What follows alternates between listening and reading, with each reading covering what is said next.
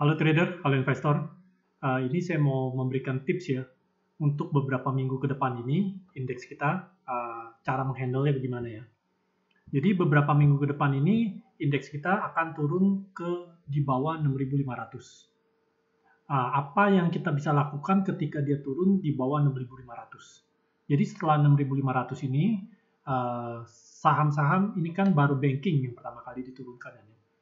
Pertama kali banking ini masih wave pertama. Jadi saham-saham yang lain belum banyak yang turun, kalian masih belum beberapa panik, masih merasa aman-aman aja, oh ini masih sideways, masih berharap-harap naik. Apakah benar ya, Anda berharap-harap naik, aduh jangan sampai saham saya turun, tapi kenyataannya tidak. Ini akan turun ke bawah lagi.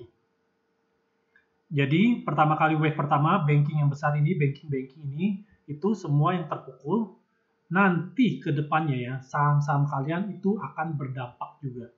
Kena.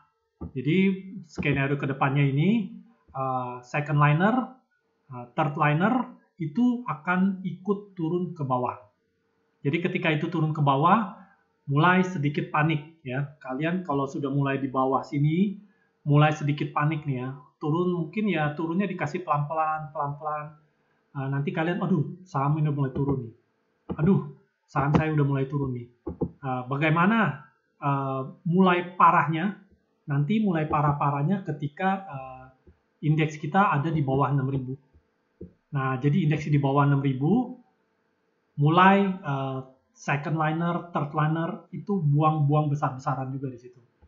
Nah, ketika di situ bagi yang masih pegang saham seperti saya bilang, yang masih dulu-dulu di sini saya bilang ambil cash, kalian masih pegang posisi, masih berasa aman, nanti Anda merasa mulai tidak amannya di sini. Turun, mulai panik, saham mulai di cut loss, ya telat kalau udah cut loss di sini sayang gitu loh. Karena kalau cut loss di sini, Anda akan cut loss di posisi bawah. Jadi cut loss di harga terendah, nanti saya yang beli saham-sahamnya kalian cut loss, kalian jadi sayang gitu loh. Jadi saya telah informasikan ke kalian sell di sini sebelum dia turun.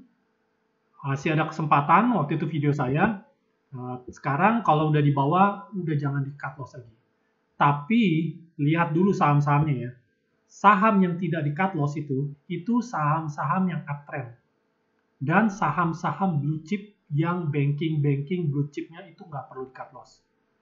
Jadi kalau memang kalian udah turun ya sudah didiamkan saja, nanti itu akan naik, pasti akan naik ke depannya. Malah kalau ada dana ya sebaiknya kalian beli. Tapi kalau saham-saham yang downtrend atau saham-saham yang udah dipucuk, udah diambil sama orang, udah dinikmati manisnya, sekarang tinggal dibuang, kalian hold, itu akan turun selamanya lama-lama sekali. Bahkan untuk balik ke posisi puncak yang sebelumnya itu makan mungkin tahunan, dan mungkin juga tidak akan balik ke harga posisi kalian dulu. Jadi diperhatikan ya. Saya udah buatkan juga tulisan di sini. Jadi ada dua macam nih. Saham yang pada saat kita turun, itu kita bisa hold. Jadi ada dua macam. Ada saham yang pada saat dia turun, itu kita tidak bisa buy lagi. Karena kenapa? Karena dia kalau sudah turun, itu akan turun terus. Jadi saham yang pertama nih ya, ada yang turun, kita bisa buy. Karena saham ini akan menjadi uptrend, atau sahamnya saham uptrend. Jadi selama ini sahamnya uptrend, dia mau turun seberapapun, turun 30%, itu nggak masalah, kalian jangan panik. Yang ada kalian keluarkan uang dana lagi, buy sahamnya, strong buy, beli lagi. Ada juga saham yang tidak bisa kita buy pada saat turun. Ini namanya saham-saham downtrend. Saham-saham seperti ini kalau kita buy lagi, kita average lagi, dana Anda akan nyangkut bisa bertahun-tahun. Bisa 2 tahun, 3 tahun, bahkan mungkin tidak akan bisa balik ke modal Anda sebelumnya. Itu sebabnya saya ciptakan video sebelumnya bagaimana cara mengeluarkan saham-saham yang sudah nyangkut 80%, 90% itu bisa keluar. Jadi tonton aja video-video saya sebelumnya. Ada nanti saya tampilkan di terakhir di akhir video ini. Jadi kalian nonton video itu, jadi kalian ngerti, oh cara saham kalian yang udah nyangkut 100%, 90% itu bisa keluar. Kalau 100% udah nggak bisa ya. Itu mungkin udah jadi 50 perak, udah saatnya di delisting, itu udah nggak bisa. Jadi kalian pahami nih ya. Contoh, saya sekarang masih mau ngasih contoh nih. Apa saham yang bisa di strong buy pada saat dia turun? Saya kasih contoh banking dulu lah. Misalnya BBCA. Jadi BBCA kalau turun, kita nggak masalah, kita nggak panik. Karena saham ini saham abadi. Saham yang buat cucu kalian, buat cicit kalian, buat siapa kalian, ya ini masih bisa berjalan selama ya. Kalian harus perhatikan dulu ya. Zaman menggunakan bank, menggunakan apa, ini masih terpakai terus. Jadi selama masih pakai bank, currency tidak berubah, transaksi tidak berubah, ya ini saham abadi. Bukan seperti pager ya. Jadi pager, batubara, one day itu akan tidak dipakai. Jadi batubara lagi ada kesempatan, sekarang masih bullish, kita masih bisa nikmatin kenaikan harganya nanti. Nah, seperti pager, seperti saya contohkan ya. Pager itu berapa puluh tahun yang lalu, 30 tahun yang lalu itu hits banget. Tapi setelah masanya selesai, dia sudah tidak dipakai lagi sama orang. Jadi seperti saham downtrend, ya itulah pager itu downtrend, jangan di average buy lagi. Karena kepentingan untuk menggunakan pager lagi itu tidak akan lagi terpakai gitu. Jadi kalian perhatikan, pager itu sama seperti saham downtrend. Lupakan, jangan di average, cari saham-saham yang lain aja. Contoh saham lagi, SMGR, saham yang bisa kita average ketika dia turun. Misalnya dia turun lagi, SMGR nih ya, turun di bawah 6.000, turun terus di bawah 6.000 ya, kita boleh buy. Kita buy lagi, kita buy lagi, kita buy lagi. Saham-saham ini blue chip seperti ini nggak masalah kalau dia turun ke bawah. Malah dulu saya udah buat videonya ini, SMGR ini masih bisa ke bawah lagi. Dia memang sampai ke 5.800. Ya mungkin ke 5.800 kalau dia turun ya di bawah 6.000, kalian boleh pungut sebanyak-banyaknya. Kalau turun lagi, pungut lagi, turun lagi, pungut lagi. Jadi saya seperti video saya sebelumnya, saya udah memberikan tips cara average down itu seperti apa. Jadi kalau saham-saham seperti SMGR ini nggak masalah kita average buy. Nanti dia akan naik balik ke atas. Contoh, sekarang saya kasih contoh saham yang menurut saya ya, kalau dia turun sebaiknya jangan di average down. Tunggu ya, apa ya. Coba kita BBHI, kemarin saya lihat BBHI ya. BBHI ini saya udah buat misalnya ya. Saya udah buat tulisannya biar cepat. Misalnya contoh nih, kita turun nih BBHI ke harga misalnya 5.000 lah, 5.000 nih, 5.300 kita lihat ya. Ada yang kurang paham tentang saham, baru trading di market, dia cicil beli nih, nanti BBHI naik lagi nih, berharap dia bisa ke 7.000 atau ke 8.000, bahkan yang ngayal-ngayal terlalu tinggi dia ke 10.000. Bisa nggak ke 10.000? Bisa. Kalau dia balik mantul ke atas, bisa ke 10.000. Saya nggak bilang nggak bisa ya. Tapi kalau dia turun, mulai turun sedikit-sedikit, turunnya pelan-pelan. Nah, Anda cicil buy nih di sini 5.300 contohnya ya. Dia turun lagi ke 4.500 contohnya. Anda cicil lagi beli buy, cicil lagi beli buy. Dia turun lagi mulai ke 4.000. Ini mulai panik nih kalau udah 4.000 nih. Sebab Anda misalnya punya saham di harga 7.000 lah, misalnya Anda punya BBHI. Dia turun sampai ke 4.000, itu sudah 40% turun. Nah, Anda beli lagi, akhirnya turun, ya akhirnya bye-bye. Dia turun ke bawah, jadi downtrend. Untuk balik ke atasnya lagi, ini agak sulit buat saham-saham seperti ini ya. Untuk balik, bisa nggak balik naik ke atas ke 7.000? Bisa. Tapi itu kan kita nggak tahu berapa lama, dan apakah mungkin ke chance untuk balik lagi ke atas itu bisa ke 7.000, kita nggak tahu ya. Kecuali ada sesuatu yang besar terjadi sama bank ini. Jadi ini saham yang menurut saya sebaiknya kalau turun jangan di average buy. Kalau bisa di cut loss belum turun rugi banyak, di cut loss saja. Atau kalau yang udah terlanjur dan berpikir ini masih berharap bisa naik, ya silakan. Itu jadi opini trading orang masing-masing. Cara orang masing-masing. Jadi ini kondisi sekarang ini masih 5.000-an ya. Jadi kita nggak tahu ke depannya dia akan turun ke berapa.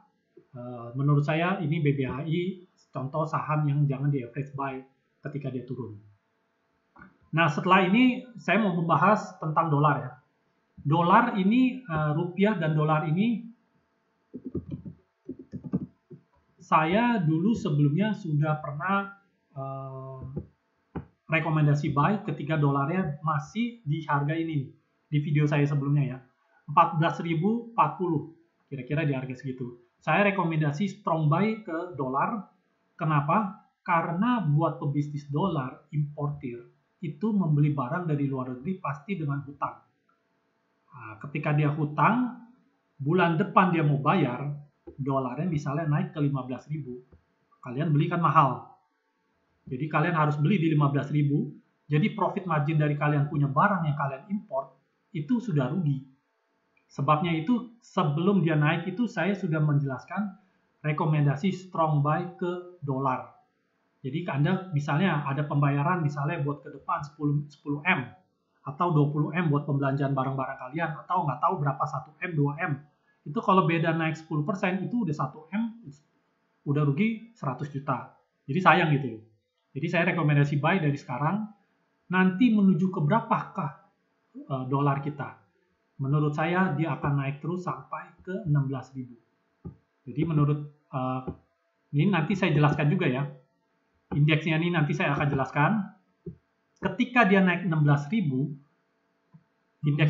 ketika dolar naik ke 16.000, indeks kita akan menjadi di bawah 6.000. Nah, itu aja yang kalian perlu perhatikan ya. Indeks kita nanti ke 6.000 ke bawah, dolar akan naik. Ini yang namanya indeks akan berbanding terbalik dengan rupiah. Ketika indeks saham turun, ketika indeksnya nanti kita turun ke 6.000, bahkan di bawah 6.000, itu rupiah kita akan melemah. Dia akan naik ke 16.000, 15.000 dan 16.000. Ketika dia di bawah 6.000 parah-parahnya, ketika orang panik selling, panik cut loss, dolar akan naik ke 16.000.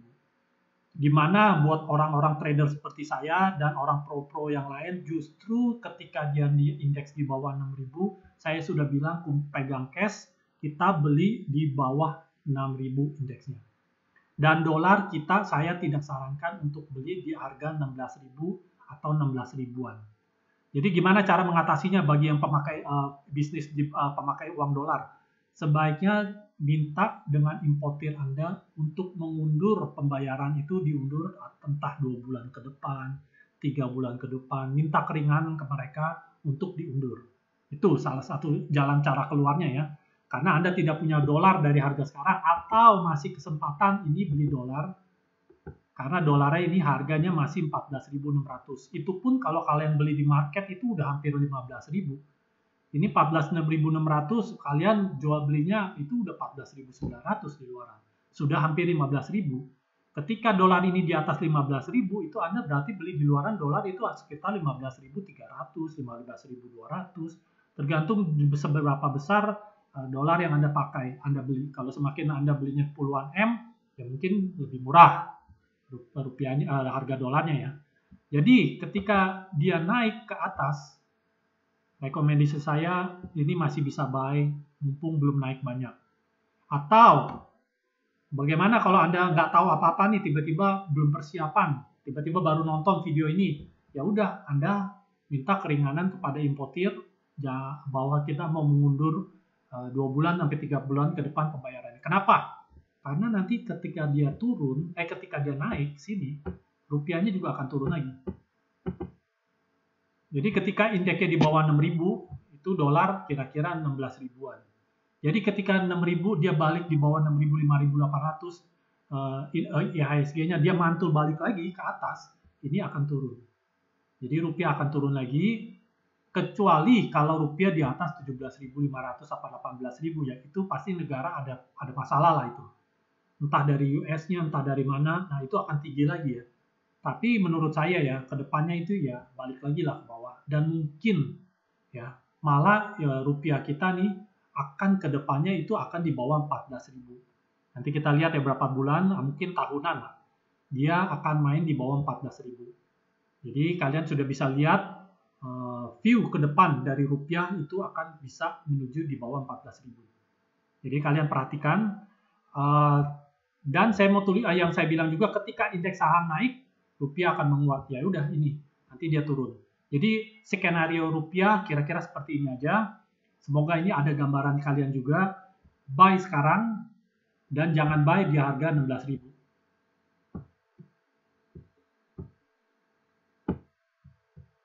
Bentar ya.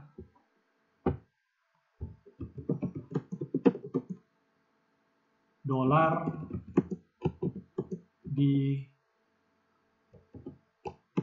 harga 16.000.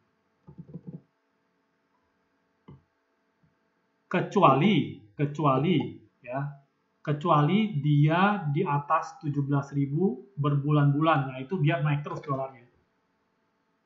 Itu akan naik terus dolarnya.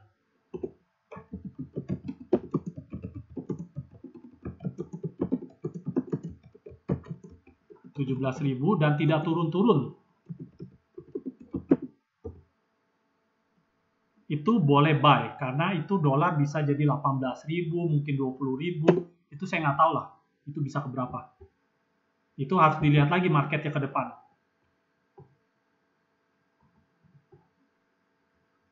Nah, jadi gini skenario-nya ya. Menurut saya ya, nggak perlu beli dolar di harga 16.000 banyak-banyak ya, karena nanti akan turun lagi dia ke depannya.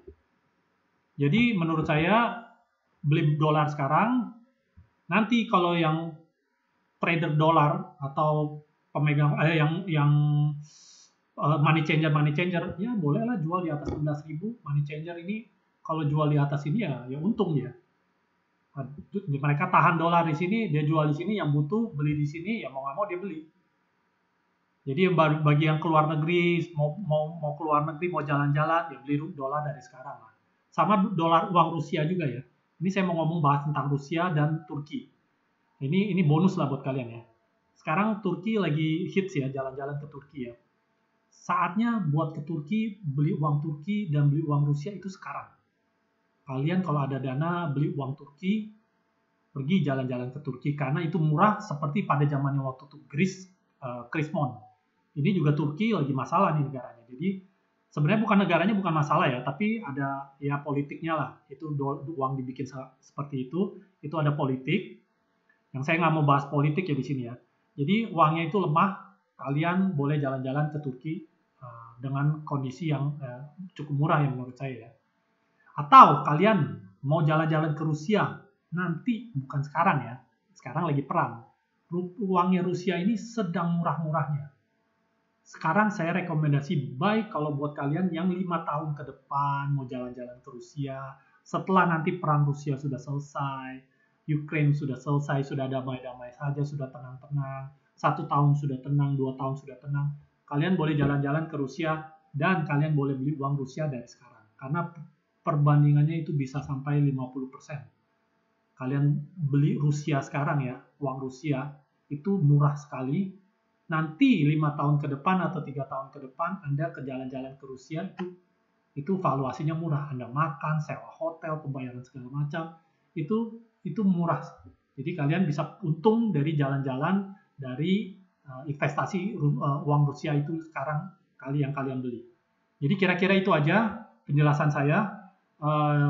Jadi kalian ada gambaran ke depannya nih ya, indeks kita ke berapa.